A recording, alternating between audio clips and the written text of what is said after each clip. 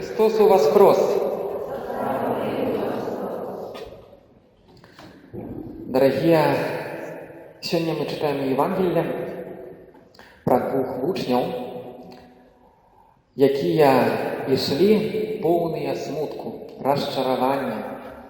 Іхняя ситуация у некоторой ступени подобна часткова до нашей ситуации ці до многих людей сегодня у час пандемии.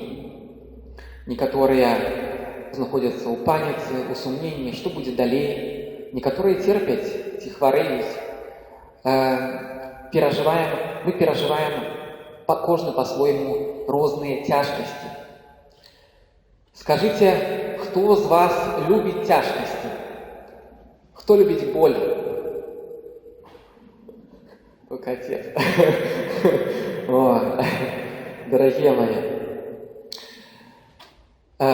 мы на самой справе можем любить тяжкости и любить боль, калі бачым, які за ими ляжыць сэнс. Мы можем любить тяжкости и любить боль, калі мы бачым, які за ими ляжыць сэнс. Калі жанчына беременная, яна ражае, яна терпіць, перажывае боль, але яна ведае сэнс гэтага болю.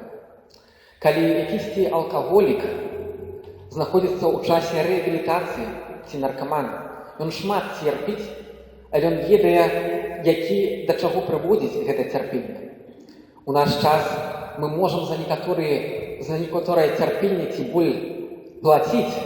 Напрыклад, некаторыя ходзяць у спортзал, яны плацяць за білеты там, каб што там так лёгка паднімаць там гэтае жалеза, ці, напрыклад, ходзяць людзі ў баню, да 100 градусаў паднімаюць тэмпературу. Гэта таксама цярпенне, канешне, не параўнаць з тым жыццёвым цярпеннем, але гэта звязана з якімсьці потым сэнсам, не знаю, аздараўленнем, задавальненнем, чым угодна. Тое, што яны бачаць наперадзе, калі яны бачаць наперадзе сэнс, то цярпець нашмат лягчэй. И, дорогие мои, терпение на мове християнов называется выпробование, ці спакуса, выпробование, ці спакуса. И это штосьці нормальное для нормального христианина. Калі тяжко переживать терпение, калі наш светапогляд неправильно будуется, калі я спадзяюся на тое, што я добры чалавек, я выконваю якіясьці добрыя правілы жыцця, напрыклад, яшчэ ў касцёл прыходжу нават і малюся, і добра адношуся да іншых людзей, я добры чалавек, я заслужыў, каб са мной нічога дрэннага не адбывалася. І гэта дрэнны светапогляд, бо калі раптам штосьці здараецца, я магу ўпасці ў крызіс і гэтага не перажыць. І гэта таксама звязана з тым, што мы наша жыццё будуем на розных рэчах, да якіх мы прызвычаіваемся. Гэта, напрыклад, камфорт. Тое, што мы адкрываем кран, у нас цячэ вада. Тое, што мы маем вельмі шмат розных сродкаў камунікацыі. Гэта не само сабой разумеючыся. Першае — камфорт. Другое — гэта свабода. Мы можем куды хочам пайсці, мы можам куды хочам паехаць. Трэцяе — гэта кантроль. Мы можам столькі ўсяго кантраляваць, нават нараджэнне дзяцей можам кантраляваць. Вельмі шмат можам кантраляваць. І калі мы ўпадаем у крызіс, гэтыя рэчы — камфорт, свабода і кантроль — яны ламаюцца. І гэты момант цярпення і выпрабавання для адных людзей, якія добра іх перажывуць, можа быць шансам і момантам для ўзрастання духоўнага, для ўзрастання, а для другіх момантам вялікага падзення, ламання, вельмі цяжкім момантам. Калі Віктор Франкл, вельмі знамениты псіхіятр, ён быў у концлагеры, ён назіраў, як людзі перажывалі гэтыя цяжкія часы. Ён казаў, што у моманты цяжкасці, у моманты выпрабаванняў адныя людзі становяцца жыць, становяцца паводзіць сябе як свіні, а другія як святыя.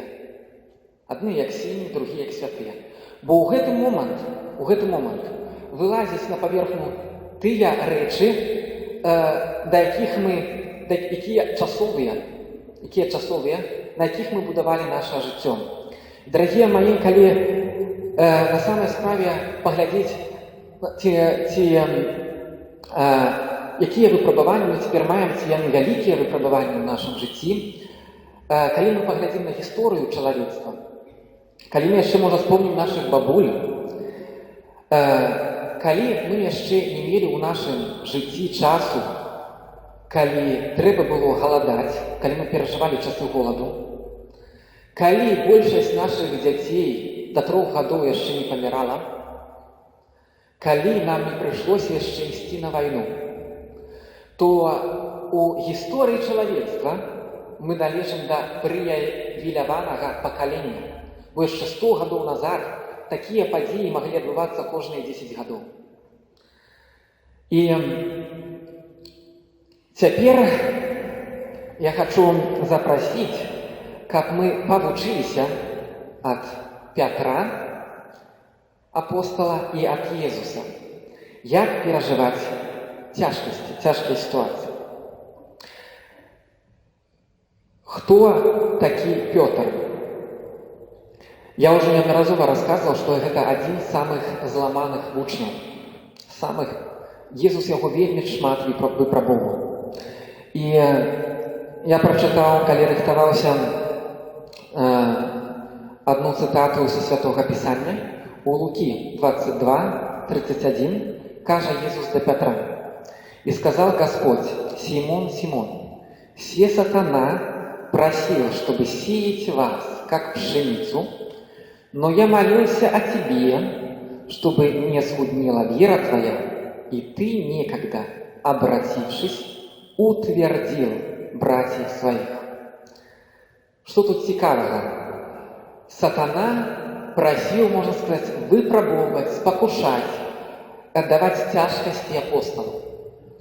И он, уже Иисус говорит Петру: «Коли ты переживешь все тяжкости и спокусы, я молюсь за тебя, как ты умацавал своих братов». Поэтому, дорогие мои, я вельми рада, что мы находимся в католическом костеле под крылом Петра, бо ему дал, можно сказать, Иисус это задание у самых тяжких ситуациях, где выпробовываемся мы сами и наша вера, как Он нас умацовывал. И мы читаем сегодня послание Святого Петра, и он, конечно, суцешает інших братов. Еще несколько радков у 6 верши Петр каже: «Коли приходит до вас тяжкости, то радуйтесь. Радуйтесь, коли приходит до вас тяжкости». И тут мы читаем в сегодняшнем читании: «Коли вы называете айцом того, кто без прадузятости судить кожного паводле учинкаў яго».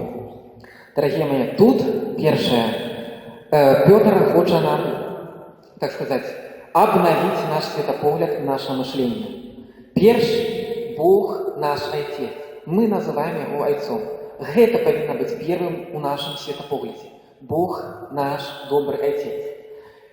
Все остальное, як далее выглядае свет, так ён грешный. Так, тут бывают тяжкости в этом свете, так, многих рэчаў мы не ведаем, и Бог дазваляе розныя тяжкости в нашем жыцці, але Ён усё паварочвае для того, каб гэта было для нас для умацавання нашего. И далей Петр говорит, Бог наш Отец, он говорит, далее, калі мои терпения связаны с конкретным іншым человеком, то он нагадывает, что он без прадузірання, прадузяцця судзіць кожнага паводле ўчынкаў ягоных. Але, што он далей говорить, то со страхом праводзьце час вашага зямнога вандравання. Со страхом і з павагай для Бога Айца, у першую чаргу не со страхом як якогосьці грознага Айца, але з павагай, ён нагадвае час зямнога вандравання. Мы павінны мець перспектыву вечнасці. Гэта тое, што мы тут жывём, гэта толькі пару дзесяцігоддзяў, але мы рыхтуемся в першую чаргу і павінны глядзець на вечнасць. Далей ён гаворыць: ведаеце, што нетленным серабром ці золатам адкуплены вы ад марнага жыцця, дадзенага вам айцамі. Тленное серебро и золото, мирские речи, комфорт, наша привязанность до свободы и контроля. Гэта, можно сказать, нагадывая, гэта вас минулое жыццё.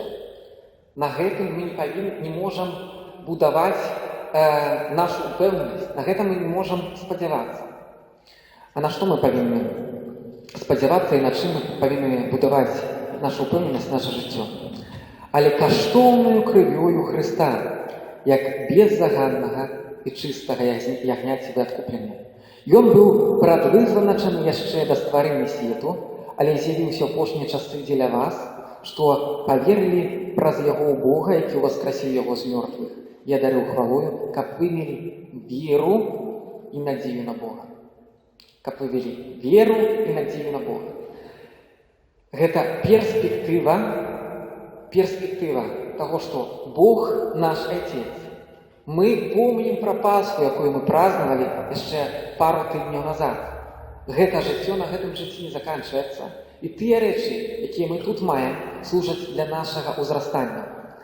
І калі мы сустракаемся з цяжкасцямі, з крызіснымі сітуацыямі, як мы павінны сябе паводзіць? Калі мы звернемся да яшчэ пару радкоў, якія стаялі перад гэтымі словамі, якія мы прачыталі, там што стаіць? Вось, калі мы попадаем в якуюсь кризисную ситуацию.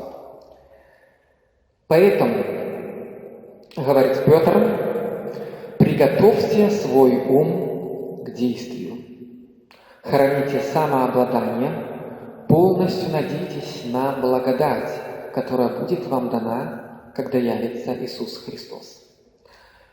На жаль, не знайшоў я беларускага пераклада, што гэта азначае. Калі мы попадаем у крызісную сітуацыю, перш всяго мы ставім паузу, мы павінны розумам і сэрцам зразумець, якім чынам мы павінны далей ісці, якім чынам мы павінны далей дзейнічаць. Ён кажа, вы павінны храніце самообладание, полностью надейтесь на благодать. Храните самообладание, полностью надейтесь на благодать. И далее, как послушные дети, не позволяйте управлять собой желанием, жившим в вас, когда вы еще пребывали в неведении. Таким чином, калі мы знаходзімся ў крызісе, нас пачынаюць накрываць розныя страхі, розныя думкі. Дарагія мои, што мы дазваляем уваходзіць у нас? Гляньце, калі вы включыце якія-нибудь медыа ці перадачы, мы ж бачым толькі дрэннае. Потым мы пра гэта пастаянна размаўляем, і пра тое, што мы пастаянна думаем і размаўляем, гэта становіцца фундаментам нашай веры. Гэта становіцца нашай верай, дарагія мои. Поэтому якія вывады? Мы не идем на поводу наших страхов, мы глядим, что мы пускаем у себе. Мы не можем контролировать усё, что приходит до нас и отбывается знешне. Усё мы контролировать не можем. Мы можем сподеваться на Бога, але мы можем взять отказность за нашу реакцию на это. И далее, конечно, дзе мы павінны шукаць гэта далейшы выхад з этой ситуации. Все, что цяжкае, что мы маем, все, что мы не можем контролировать, мы приходим и отдаем Богу. То, что мы не можем контролировать, мы отдаем Богу. Мы приходим на святую мшу и ахвяруем тут, при святой мше. Те, кто не могут приходить, могут у приватной молитве, могут у онлайн мши прийти и ахвяваць Богу тое, што мы можем контролировать. Далей мы, як тут, Езус дапамагаў вучням неразумным і марудным сэрцам. Мы звяртаемся да Святога Пісання. мы звяртаемся да праўдаў веры і праз іх аднаўляем свой розум. Праз іх, праз Святое Пісанне, праз праўды веры. Мы не так даўно перажывалі Пасху. Такім чынам мы не даём гэтай памяці, якая ў нас у сэрцы ўзнікае, а яшчэ знаружы прыходзіць, яшчэ больш узрастаць. А мы аддаём гэтую сітуацыю на кантроль Богу. І акрамя гэтага, тут трэба, так сказаць, у гэтых сітуацыях, видите, мы берем адказнасць на тое, што адбываецца ў нас у нашым сэрцы. Мы праз Святое Пісанне, праз імшу, праз Эўхарыстыю аднаўляем наш розум і аддаём ўсё, што не можам кантраляваць. І акрамя гэтага, у гэтыя моманты, безумоўна, ёсць хтосьці таксама, каму яшчэ цяжэй у гэтай сітуацыі, чым нам. Гляньце, жыццё хрысціянаў заўсёды была ў выпрабаваннях. Яны, сама ахвяра Езуса Хрыста, гэта аддача сябе, ахвяраванне для іншых. І ў гэтыя моманты мы замест таго, каб грузіць сябе і іншых тым самым, мы можам знайсці тым, каму яшчэ горай, чым нам, і калі мы будзем для іх сябе ахвяроўваць, то мы будзем бачыць, што і нам таксама лягчэй будзе станавіцца. Але перш за ўсё, аднаўляць свой розум праз Святое Пісанне, праз Эўхарыстыю. І быць гатовым да выпрабаванняў і радавацца выпрабаванняў. Бо сэнс тут бачны, што праз выпрабаванне мы ўзрастаем. Тыя людзі, якія перажылі выпрабаванні, часцей за ўсё яны найбольш становяцца больш шчаслівымі. Яны лягчэй перажываюць другія іншыя цяжкасці. Тут апостолы перажывалі расчараванне. Давайте паглядзім на слово расчараванне. Расчараванне. Гэта азначае, што перад гэтым мы былі як бы зачараваны неправільным разуменнем гэтага свету ці падзей, у якіх мы знаходзіліся.